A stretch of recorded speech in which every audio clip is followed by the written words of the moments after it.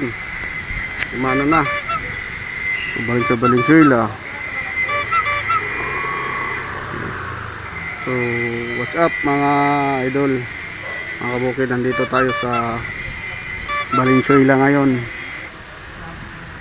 Nakakuha tayo ng booking kanina galing sa Manila Hills, San Mateo, Rizal. No, ang pin kasi doon sa Manila Hills po, sa may Montalban ay San Mateo. Kaya pag nakikita mo doon sa Lalamove ay San Mateo po ang makikita. So napakababa ngayon, no? Kita nyo po ba?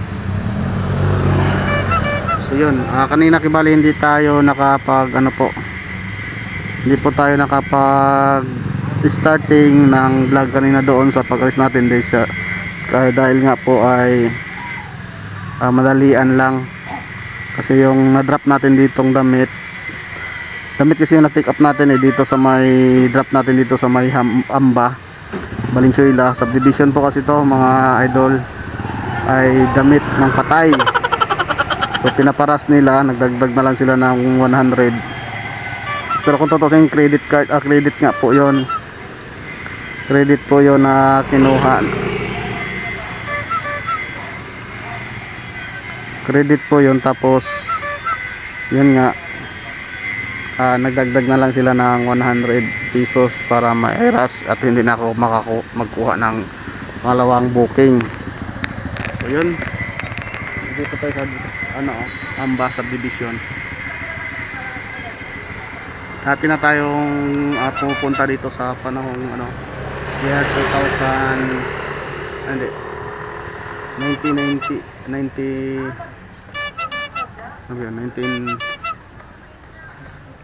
1998 ata yan, o mga ganun, 1998 dito po tayo lagi.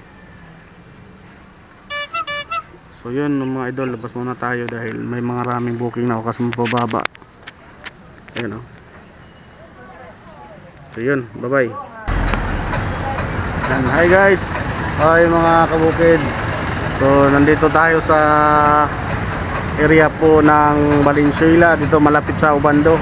Yung likod natin, ayan ay MacArthur. Yan, MacArthur yan, yung may stoplight. Kung nakikita nyo yung stoplight dyan mga idol, mga guys, mga kabukid, yan.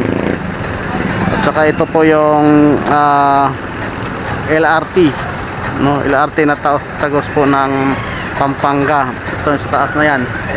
Tapos yan, ang ilalim yan ay MacArthur na po yan. Pagkakaliwa ka dyan ay papuntang Monumento. Pag kumanan ka naman Mingkawayan at Pampanga.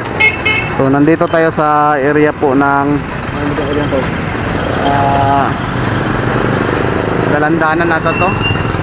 Kasi ang nakalagay dito sa booking ko, ang layo ng booking ko mga kabukid, galing po ako ng area ng Santa Caterina, Caloocan. Tapos hindi naman ako dinaan doon sa Karuhatan. Dinaan ako dito sa may Paso de Blas, yung may circle doon sa malapit sa yung Malinta exit. So yun nga, nasar ko kanina kasi ang baba lang nito ang lang nito ay 94 lang ang bayad mula doon sa Takatere hanggang dito. Napakalayo po, 30 minutes ang biyahe. So buti na lang si ate ay medyo mabait, na nakaintindi. Sabi ko napakalayo kasi dinaan po ako sa Paso de Blas. Kaya sabi niya sige magdagdag naman siya mga kabukid. Nagdagdag po siya sa akin ng 30.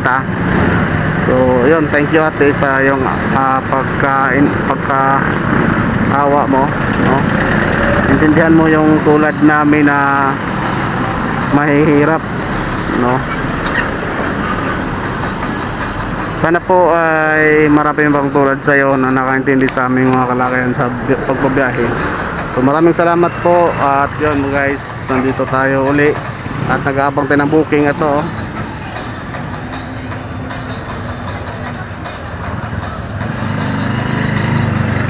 Yan po yung booking na hinihintay natin. Medyo malalayo, Mandaluyong. Tapos ano pa ba yung isa, Valenzuela, Makati. Manila, Makati, Manila, Valenzuela. Ayan, mahirap po. Malalayo na po siya. So yun, abang na lang tayo kung saan ang hapon na rin, alas 3:07 na. At kanina umalis tayo sa bahay mula doon sa Montalban ay alas 11. So yun, hanap buhay muna tayo. Bye bye.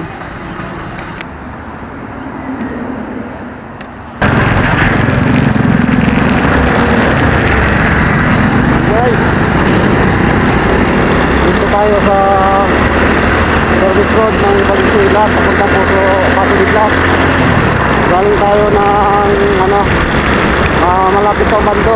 Area ng Ubando sa mga karton, yung huling drop natin na double top yung ating dala. So dito tayo sa gilid ng expressway. So yung mga truck na nakasalubong natin guys dyan sa expressway, ayan po yung papuntang North Luzon. Tulad ng San Fernando, Pampanga, Baguio, yan. So yun guys yung buhay natin ngayon. Kung saan tayo pupunta ay papunta tayo ng Paso de Blas. Bali pipilapin po natin yung nakuha natin na cruising. 1 box cruising, dalhin po natin sa North Caloocan. So yun guys, update ko lang yan at mamaya tayo dadagdag pa tayo. So bye bye.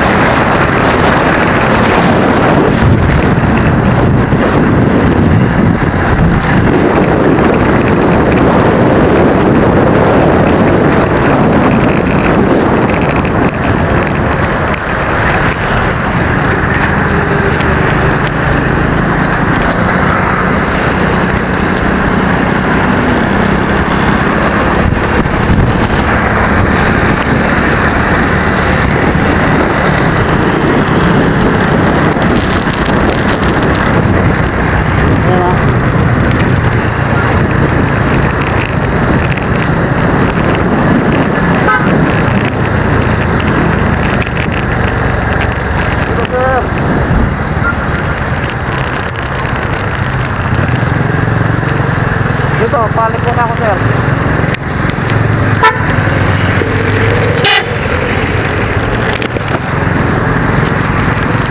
Sir, palit ko na ako sir. Nandito ako sa may traffic sir eh.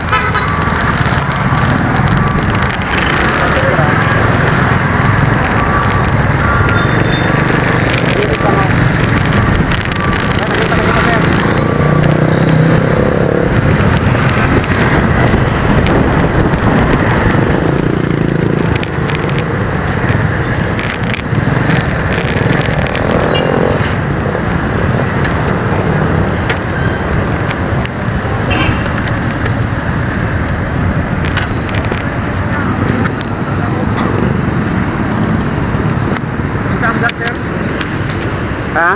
Sanggat. Saan yun, sir? Sanggat. Sanggat? Ay, hindi po yun, sir. Sanggat. Pakita yung sanggat.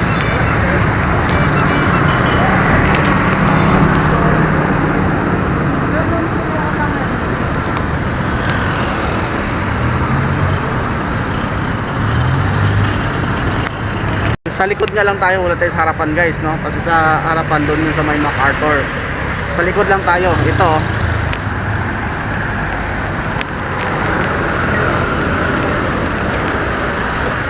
Yan guys.